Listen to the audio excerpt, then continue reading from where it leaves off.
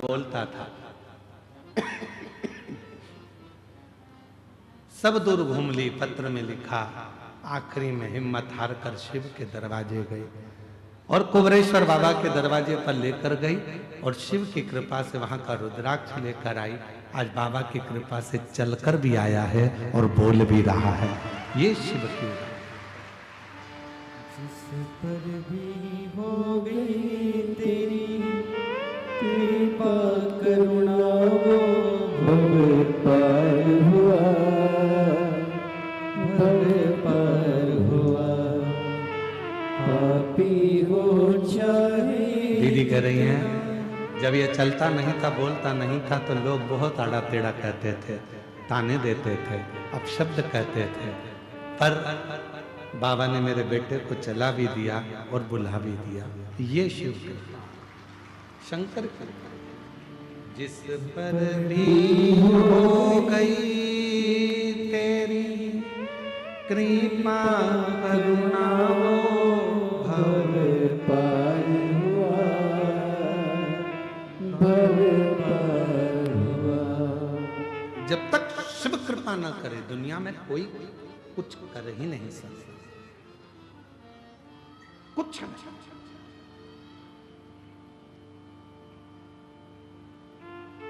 ये उसी की उदारता, ये उसी की करुणा।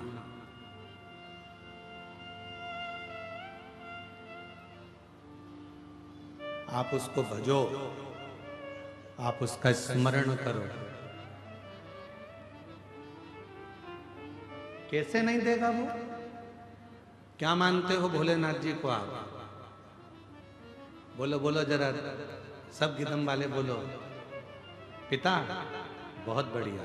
शिव को अपना बाप मानो, क्योंकि एक रिश्ता ऐसा होता है जिसमें देना नहीं पड़ता है, वो अपने को देता रहता है हमेशा। वो बाप और बेटी का रिश्ता,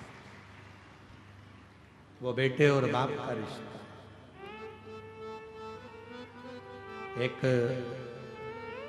सिर पर बोझ रखकर यदि तुम चलोगे, गुरुजी ये दुख है, ये दुख है, दुख है, तो आगे नहीं बढ़ पाओगे।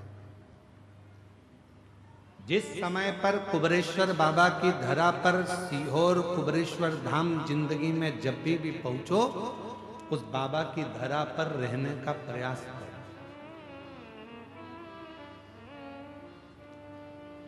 सीहोर आना कुबरेश्वर धाम पर तो ये विचार कर आना कि हमें होटलों में नहीं ठहरना है। सीहोर आना कुबरेश्वर धाम पर तो ये विचार कर आना कि हमको किसी के घर में या किसी होटल में जाकर नहीं ठहरना। गांव में बेटी आ जाए और मामा जी के यहाँ ठहरे या काका जी के यहाँ ठहरे तो बाप को अच्छा नहीं लगता। अगर कुबरेश्वर धाम सीहोर आओ तो किसी होटल में मत ठहरो, अगर ठहरना है तो अपने बाप के घर कुबरे भंडारी के दरवाजे पर आकर ठहरो।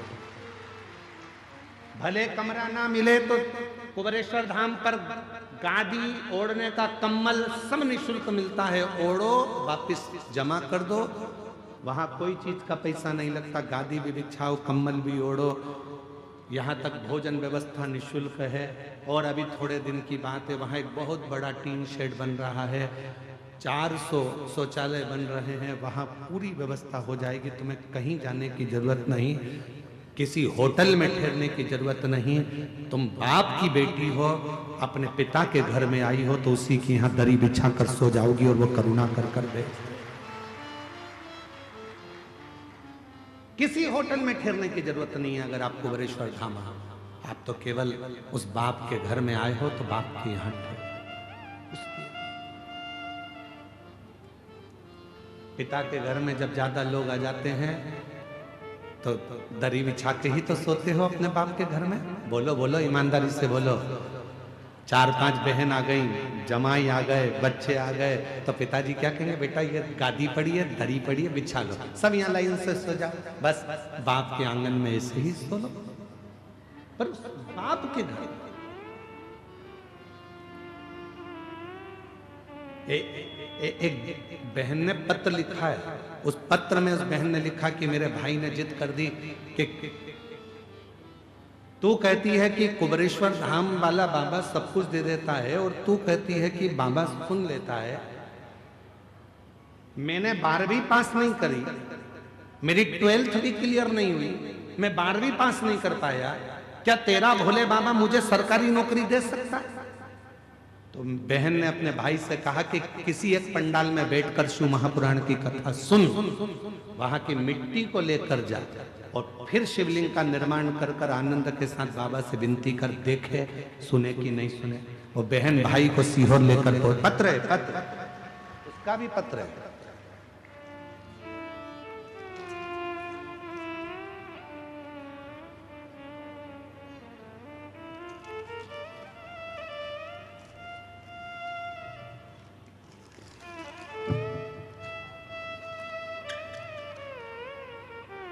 मेरा नाम नीतू चौहान है, मैं ग्राम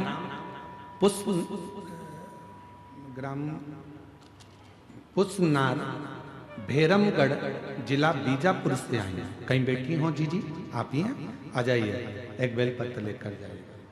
मेरा नाम नीतू चौहान है, मैं ग्राम पुसनार भैरमगढ़ जिला बीजापुर से आई हूँ। आज मैं इस पत्र के माध्यम से बाबा के चमत्कार को बताना चाहती हूँ कि बाबा की कृपा से बड़े भैया श्री अरुण सिंह भदौरिया, जो कि 12वीं की परीक्षा किसी कारणवश नहीं दे पाए थे और उन्होंने शर्त रख दी थी, क्या भोले बाबा मेरी सरकारी नौकरी लगा सकते हैं? मैंने बड़े भाई से कहा था कि यदि कुबरेश्वर धाम गए हो, शिव जी की पूजन करी है और एक पंडाल में बैठकर अगर कथा सुनी है और तुमने मांगा, वो देगा जरूर। मेरे भाई ने शर्त लगा ली। 2023 में मेरे भाई ने उसी समय पर एक कथा यहीं छत्तीसगढ़ में श्रवण करी और बाबा की ऐसी कृपा हुई कि 2023 में कथा सुनकर आया और 1 साल पूरा हुआ और बाबा की कृपा से मेरे भाई की सरकारी नौकरी लग गई। आज वो जिला सुकमा के चीफ ब्यूरो के पद पर कार्यरत हैं। ये शिव की, ये शंकर की उदारता है, ये शंकर की करुणा है। आप कितनी मेहनत कर रहे हो, कितना परिश्रम कर रहे हो और साथ में कितना विश्वास कर रहे हो, ये आपके ऊपर निर्भर करता है, आपके ऊपर निर्भर करता है। मेरी जीजियों, दंतेवाड़ा क्षेत्र के मेरे बहन भाई, इस बात का याद रखना कि तुम्हारी दृष्टि में दुनिया के लोग कहते हैं ये शिव महापुराण की केवल कथा है, और इसको कथा मत समझना। यहाँ बैठकर जब आप नेत्र बंद कर कर बाबा से कुछ मांगते हो, समझ लेना अपने बाप से बेटी बनकर, बेटा बनकर पुकारते हो, तो वो बाप अपना बच्चा समझकर तुम्हारी झोली में खुशियां जरूर डालता है, वो देता है।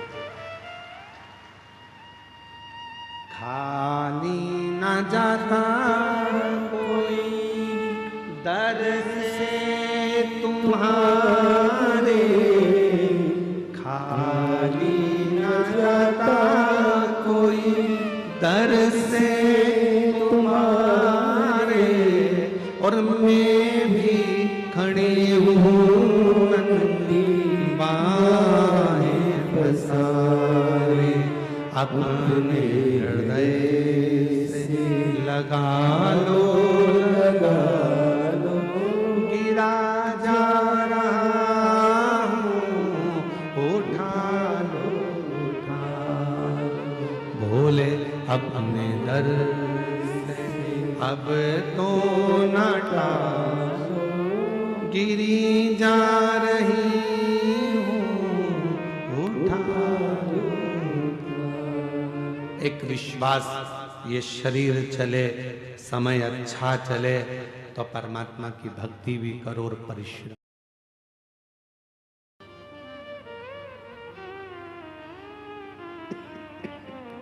मेहनत करना।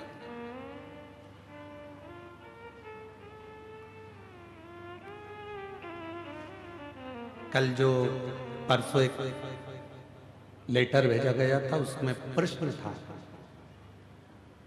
तीसरे दिन की कथा, तीसरा प्रश्न,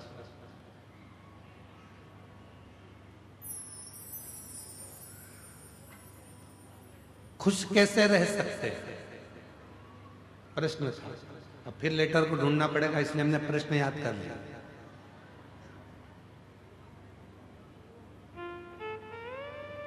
अठारह प्रश्न है। 18 प्रश्न में से तीसरा प्रश्न है, खुश कैसे रह सकते हैं। इसका एक ही तरीका, एक कथा को सुन लो। खुश रहने के लिए एक कथा अपनी जिंदगी में उतार लो कि एक लड़का एक गुरुजी के पास में पहुंचा और गुरुजी से बोला कि गुरुदेव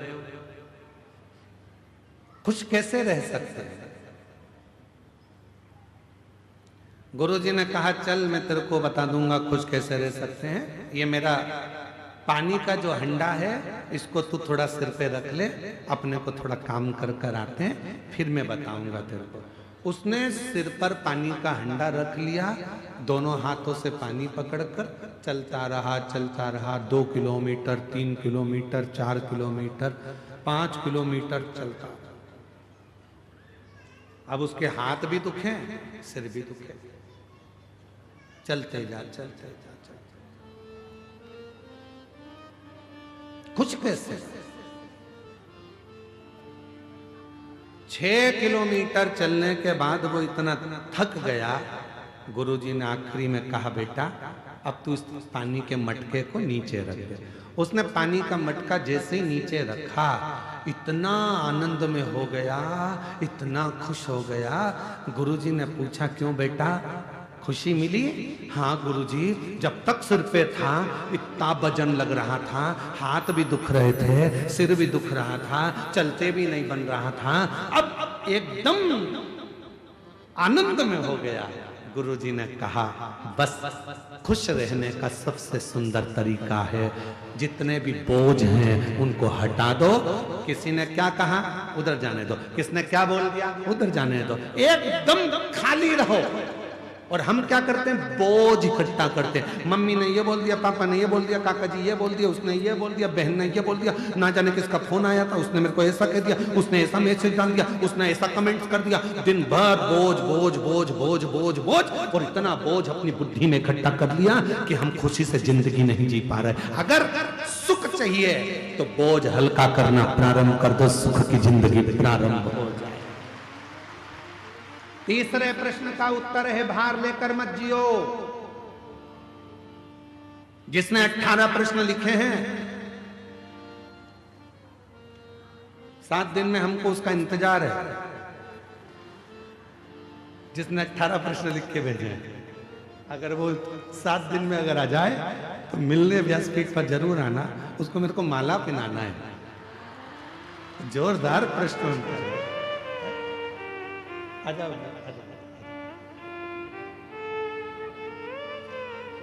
बेलपति।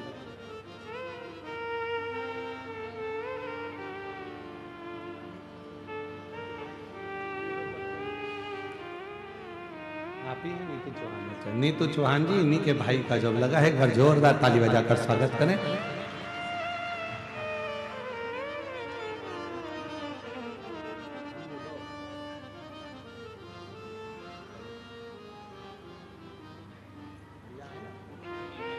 लगा है, ये भाई हैं, इन्हीं का ही जॉब लगा है। एक बार जोरदार ताली बजाकर साधुवाद करिए। विश्वास नहीं था भोलेनाथ पर अब रोज मंदिर जाते हैं, रोज एक लोटा जल चढ़ाते हैं। इतना भरोसा बाबा पर कर लिया है। ये कह रहे हैं अब तो हम सीहोर भी नहीं छोड़ते हैं। बाबा की जब भी पुकार होती है, कांवड़ यात्रा भरने के लिए बाबा के यहाँ पहुंच जाते हैं और बाबा कृपा करता है। ये उस पर भरोसा। खुश कैसे रहे, तीसरा प्रश्न था। बस खुश रहने का सबसे सुंदर तरीका है अपने भार को हल्का करो। भार को। मोबाइल किस किस के पास है, दिखाना नहीं, रख लो, बस हाथ उठा लो। कौन सी कंपनी का है उससे भी मतलब नहीं है, बस हाथ उठाओ। किस किस के पास मोबाइल है, हाँ रख लो, हाथ रख लो, ठीक है।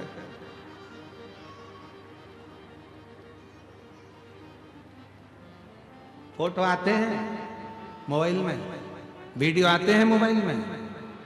ज्यादा ग्रुपों में जुड़ जाओगे, ज्यादा फोटो ज्यादा वीडियो आना चालू हो जाएंगे, आता जाएगा आता जाएगा आता जाएगा आता जाएगा आता जाएगा आता जाएगा, बाद में मोबाइल एकदम हैंग हो जाएगा, फिर हिलेगा न डुलेगा। बोलो बोलो, सही है कि गलत है? ना हिलेगा न डुलेगा। फिर तुम इधर आ, ए छोरा इधर आ, देख तो जरा इसमें ना जाने क्या हो गया, कल तक तो अच्छा चल रहा था, अरे मम्मी इसमें ज्यादा डाटा भरा गया है, इसको डिलीट करना प्रारंभ करो। डिलीट करोगी सब कुछ खाली कर दोगी, मोबाइल अच्छा चलने लगेगा। उसी तरह अपने मन को जब खाली करना प्रारंभ करोगे तो ये दिल भी शिव में लगना प्रारंभ हो। खाली कर, और हम खाली नहीं कर रहे हैं, इसीलिए हैंक मार रहा है, इसीलिए खाली कर।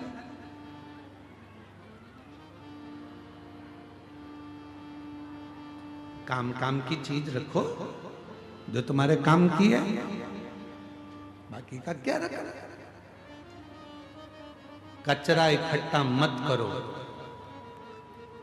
इसने निंदा कर दी, उसने बुराई कर दी, इसने अपशब्द कह दिया, उसने ताना दे दिया, उसने आड़ा टेढ़ा कह दिया, उसने ये बोल दिया, उसने वो, दुख किसको नहीं है? संसार में अगर जन्म लिया है तो संसार में जब हम और आप क्या, भगवान भी अगर इस संसार में जन्म लेते हैं तो उनको भी दुख का सामना करना पड़ता है। कर्म का भोग सबको भोगना पड़ता है। और हम पहले भी कहे, आज फिर कहते हैं, तुम्हारे घर के माता पिता से नहीं डरना, मत डरो। गुरु से नहीं डरना, मत डरो। संतों से नहीं डरना, मत डरो। तुम्हारे घर के बुजुर्गों से नहीं डरना, मत डरो। रिश्तेदार से नहीं डरना, मत डरो। नातेदार से नहीं डरना, मत डरो। मंत्री संतरी कलंतरी से नहीं डरना, मत डरो। किसी से नहीं डरना, मत डरो। परमात्मा से भी नहीं डरना, मत डरो। गुरुओं से नहीं डरना, मत डरो। धर्म शास्त्र से नहीं डरना, मत डरो। पर इतना याद रखना, अपने कर्म से जरूर डरना, क्योंकि कर्म का भुगतान तो भगवान को भी भोगना पड़ता है। कर्म का भोग तो परमात्मा को भी भोगना पड़ता है, उनको भी।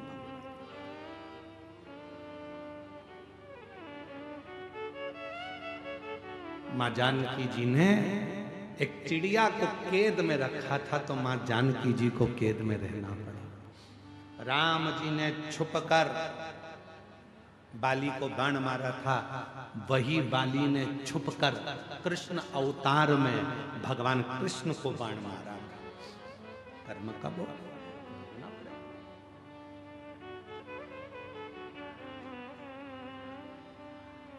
मत बुरे कर्म कर बंदे, वरना पछताएगा।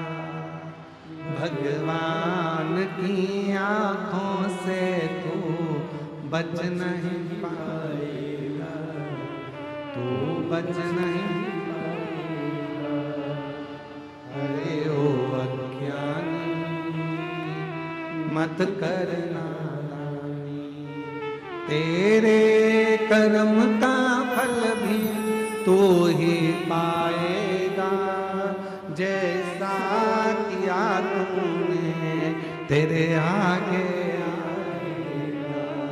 मत बुरे कर्म कर बंदे, वरना पछताएगा। भगवान की आंखों से तू बच नहीं पाएगा, तू बच नहीं पाएगा। कर्म का भोग तो परमात्मा को भी भोगना पड़ता है। परमात्मा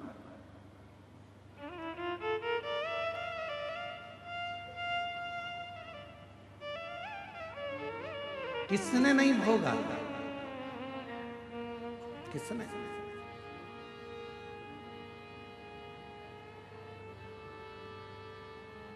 कितना सुंदर एक प्रसंग आता है।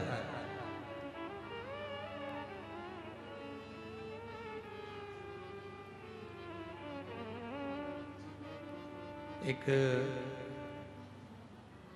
सेठ जी सबको पैसा उधार देते थे, सब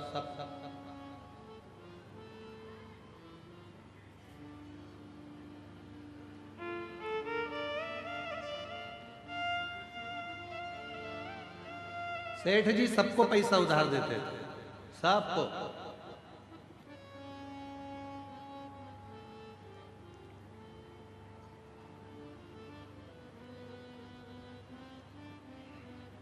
उनके बोर्ड पर लिखा था, हमारे यहां पैसा उधार मिलता है।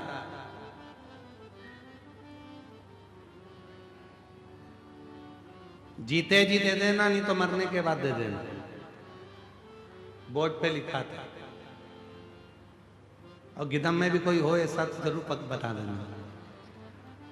एक सेठ जी के दरवाजे पर लिखा था, हमारे यहां पैसा उधार मिलता है, जीते जी दे दो, नहीं तो मरने के बाद दे देना। 2-3 चोरों ने विचार करा कि यार सेठ जी के पास बहुत पैसा है, बहुत पैसा, एक काम करते हैं कि ये सबको उधार देता है, कौन उधार मांगे, एक काम करते हैं, आज इसकी तिजोरी का पूरा माल निपटा जाता है, सब चुरा लेते हैं। जब इतना पैसा है और सबको उधार देता है तो सब चुरा लेते हैं, सारा के साथ। ठीक।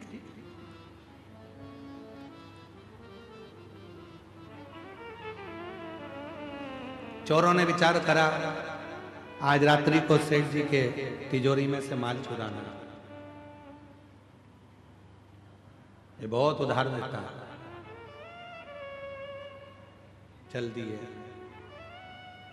सारे चोर इकट्ठे होकर भैंस के तबेले में पहुंच गए, जहां पर भैंस बनती थी, जहां मईस बनती थी। छुप गए। सेठ जी अलमारी बंद करेगा, जाएगा और अपन पूरा के पूरा माल चुरा लेंगे। भैंस के तबेले में, भैंस के गाड़े में वो जाकर छुप गए, जहां भैंसे ही भैंसे बंधी हुई थी। चोरों ने छुप कर बैठे थे। इतनी देर में भैंस आपस में बात करने लगी। एक भैंस ने दूसरी भैंस से पूछा, ओ जीजी, तो कितने साल से सेठ जी के यहाँ दूध दे रही है? उसने कहा, मुझे 4 साल हो गए। दूसरी से पूछा, तुझे कितने साल हो गए? मुझे 10 साल हो गए सेठ जी के यहाँ दूध देते देते। तीसरी ने पूछा, तुझे कितने साल हो गए? उसने कहा, मुझे 12 साल हो गए सेठ जी के यहाँ दूध देते देते। सब आपस में बात कर रही थी। इतने में एक बूढ़ी भैंस के पास में पहुंची। एक भैंस उससे पूछा, तू कितने सालों से दूध दे रही है? कि मेरी पूरी जिंदगी यहीं दूध देते देते निकल गई। सेठ जी नोच नोच के दूध निकाल लेता है। तो उसने पूछा बूढ़ी भैंस से, एक बात बता, आखिर अपन सब सेठ जी के घर में इतना दूध क्यों दे रहे हैं? कि सेठ बहुत समझदार है, उसने दरवाजे पर लिख कर रखा है, उधार लिया है, जीते जी दे दो, नहीं तो मरने के बाद देना। मैं जीते जी नहीं दे पाई, इसलिए मरने के बाद भैंस बन के निचोड़ निचोड़ के निकाले जा रहा है, सारा दूध निकाले जा रहा है, सारा। इसलिए मेरी जीजियों, मेरे जी जाओ, सावधान इंडिया, सावधान हो जा। किसी का लिया है तो दे दो, नहीं तो मरने के बाद वो नोच नोच के निकालेगा। फिर अगला जन्म ना जाने कौन सा होगा और हमको चुकाना पड़ेगा। भगवान की कृपा है जो अच्छे कुल में जन्म लिया, भगवान की कृपा है अच्छे घर में जन्म लिया, भगवान की कृपा है अच्छी पत्नी, अच्छे बच्चे मिले, भगवान की कृपा है जो 2 रोटी खाने को मिली, भगवान की कृपा है जो पूरा शरीर अच्छा दिया, और भगवान की कृपा है जो कहीं अच्छे लोगों से मिला दिया, ये उसकी कृपा है। इसलिए प्रयास करो कि अच्छा कर्म कर कर जाना, बुरा कर्म कर कर उसके सामने पहुंचो तो मुख दिखा सको, मुख दिखा सको, कर्म। कितना सुंदर व्याख्यान। कश्यप बाबा का कथा आती है, कश्यप ऋषि की कथा आती है।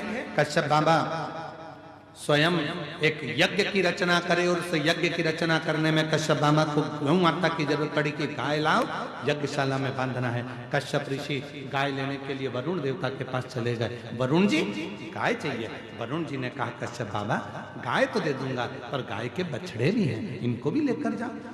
कश्यप ऋषि ने कहा मुझे गौ माता से मतलब है, मुझे बछड़े से कोई मतलब नहीं, मुझे बछड़ा नहीं चाहिए।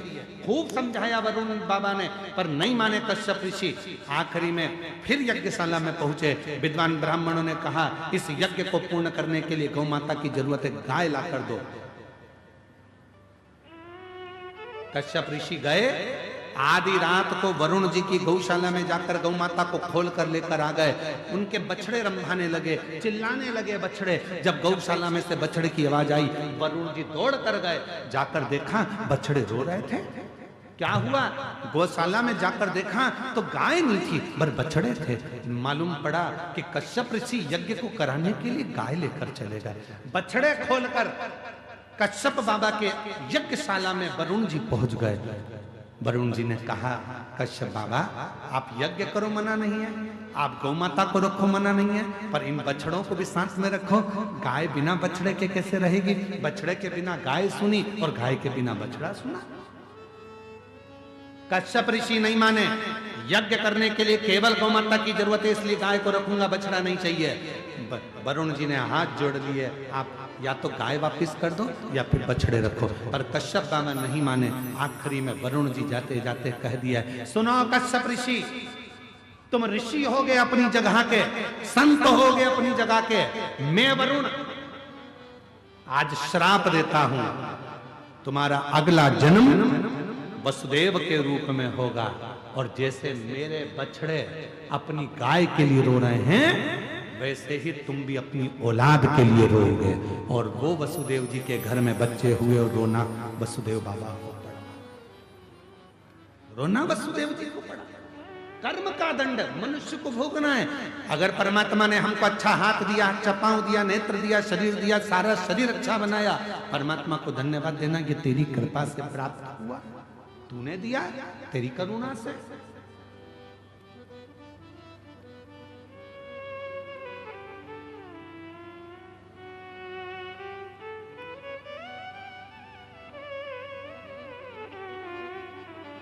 कुछ अच्छा समय चले, कुछ अच्छा समय।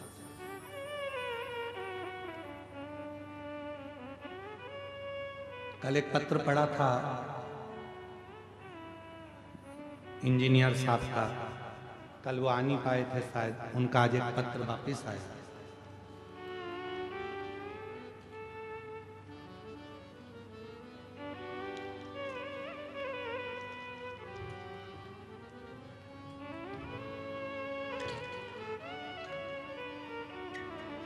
मेरा नाम जीवन लाल जी गोयल है। गुरुदेव, मैं क्षमा चाहता हूँ, कल आपने पत्र पढ़ा और मैं पहुँच नहीं पाया था क्योंकि मैं कार्य में लगा हुआ था। कहीं बैठे हैं? जीवन लाल जी गोयल आप ही हैं? ऐसा हाथ हिला दीजिए, आ जाइए, बेलपत्र लेकर जाइए। गुरुदेव, सरकारी नौकरी नहीं थी, किसी के कहने पर पहली कावड़ यात्रा करने के लिए सीहोर गया था। सावन के महीने की कावड़ करी, वापिस आ गया। बाबा की कृपा से ऐसी करुणा बाबा ने कर दी कि मेरी गरियाबाद छत्तीसगढ़ का हूं और बाबा की कृपा से आज मैं सिविल इंजीनियर के पद पर दंतेवाड़ा में पदस्थ हो गया हूं। मैं बाबा को धन्यवाद देने के लिए, ये शिव की उदारता और बाबा की ही कृपा से शिव ने साथ रखा। हर वर्ष कावड़ यात्रा में सीहोर जाता हूं और कावड़ भरकर आता हूं। जितनी बार कावड़ भरकर आता हूं, मेरा बाबा कुछ ना कुछ मुझे जरूर देता है, ये मैंने देखा। ये शिव तत्व है, ये शंकर की कथा। आप उस पर आश्रित कितने आश्रित, ये आपके ऊपर निर्भर कर। जो जैसी भावना, बोलो बोलो सब जीजियां बोलो, पीछे वाली भी, साइड वाली भी, आसपास वाले सब। जो जैसी वो वैसी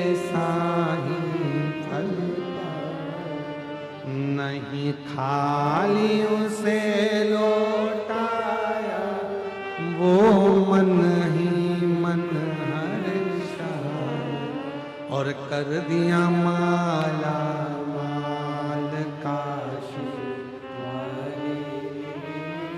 लुटा दिया भंडार काशी। आप जिस भाव से बाबा को भजते हो बाबा उसको स्वीकार करते। समय अच्छा चले, शरीर अच्छा चले, अच्छा करिए। जीवन में हम जैसा करेंगे वैसा हमको भोगना पड़ता है। परमात्मा की कृपा से शरीर मिला है तो परमात्मा में समर्पित हो। हम ये नहीं कहेंगे तुमसे कि तुम घर छोड़ो, परिवार छोड़ो, कुटुंब छोड़ो, नाते छोड़ो, रिश्ते छोड़ो, कुछ मत छोड़ो, पर अपने घर में रहकर मेहनत भी करो, संघर्ष भी करो और शिव की भक्ति भी करो। शिव भक्ति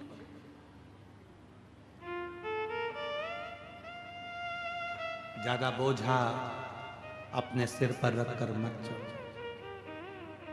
कितना बोझ था मां सती के सिर पर, कितना बोझ। कथा में जरा सा स्मरण करिएगा कि मां सती की सिर पर कितना बोझ था।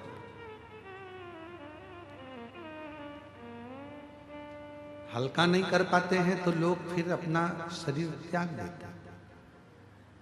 कभी आपने विचार करा कि भगवान देवाधिदेव महादेव की धर्म पत्नी माता सती, दक्ष प्रजापति की बेटी मां सती,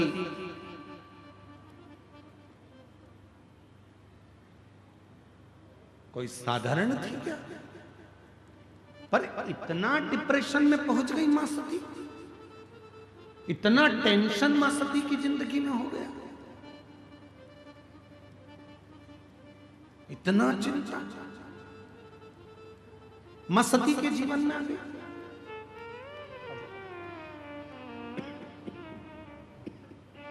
आइए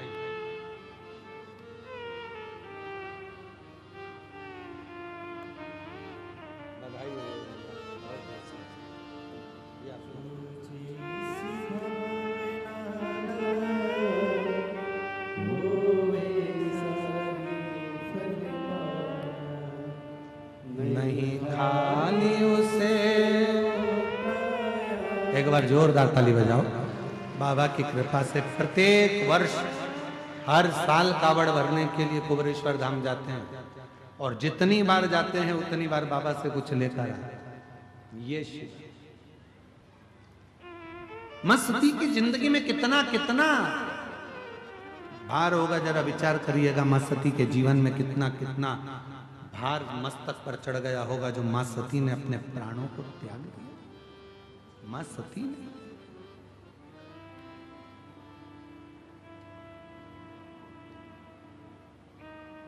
विचार करिए। मां सती बैठी हुई थी, पिता ने यज्ञ रखा था, यज्ञ सबको बुलाया था, मां सती को, शिव को नहीं।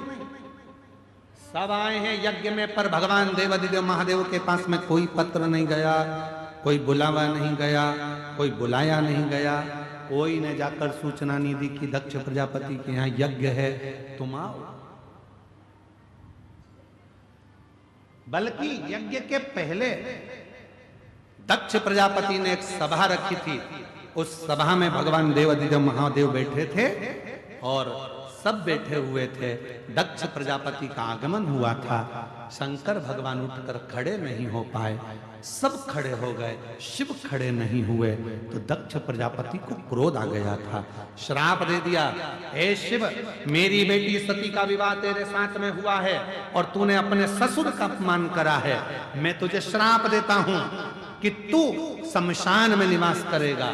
जैसे ही शंकर भगवान ने सुना शमशान में निवास करूंगा, शिवजी प्रसन्न होने लगे, नाचने लगे। भगवान ब्रह्मा विष्णु ने पूछा, भोलेनाथ आपको श्राप लगा है और आप नाच रहे हो? शंकर भगवान कहते हैं, इसको श्राप कहते हैं क्या? मेरे ससुर मेरे बारे में कितना अच्छा सोचे हैं, मेरे ससुर ने मेरे लिए कितना अच्छा सोचा। उन्होंने मुझे शमशान का निवास दिया, मेरे ससुर के बराबर दुनिया में कोई ससुर नहीं होगा जो इतना अच्छा सोचा। प्लाट भी दिलाया तो ऐसी जगह दिलाया जहां कोई कब्जा ही नहीं करेगा। इससे जोरदार जगह कहां? लोग मकान पर कब्जा कर सकते हैं, दुकान पर कब्जा कर सकते हैं, फैक्ट्री पर कब्जा कर सकते हैं, जगह पर कब्जा कर सकते हैं, पर दुनिया का कोई व्यक्ति नहीं कि जहां पर व्यक्ति को जलाया जाता हो उस जगह पर कब्जा कर ले। मेरा स्थान वहां होगा, ये तो मुझे प्रसन्नता होना चाहिए। प्रसन्नता। पर दक्ष प्रजापति ने ठीक नहीं किया, ठीक नहीं। सती मैया के ऊपर टेंशन आ गया। मेरे पिता ने मेरे पति का अपमान कर दिया, चिंता में पड़ गई, बहुत ज्यादा चिंता। कितनी चिंता होती है जब घर में शादी होती है और शादी के समय पर जीजी को तो खूब पूछो, बहन जी बहन जी बहन जी, और जीजा जी को फूफा जी को मत पूछो। तो वो सत्यनारायण भगवान की पंजेरी का प्रसाद खा के फूफाई करते रहते।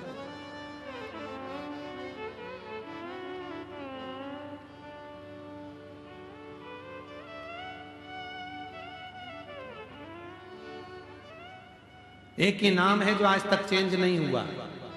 जीजा जी जीजू हो गए,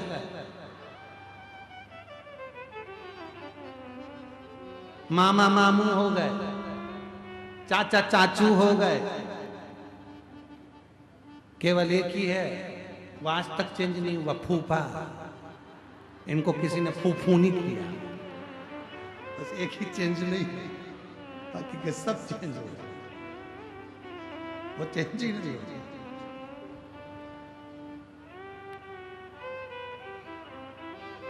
महाराज शिव कथा कर रही है, भगवान शंकर का चरित्र कर रहा है, शिव पुराण कर रही है। सती मैया को थोड़ा भार बढ़ने लगा। मेरे पति का अपमान हो गया, मेरे पति को अपशब्द कहा गया, मेरे पति को ताना दिया गया, मेरे पति को आड़ा टेढ़ा कहा गया, मेरे पति को अपशब्द कहा गया। चिंता बढ़ती गई और चिंता क्या बढ़ी? जब सबको बुलाया और सती माता के यहाँ कोई पत्र ना आया, तब और ज्यादा मस्ती टेंशन में पड़ गई, भार बढ़ गया।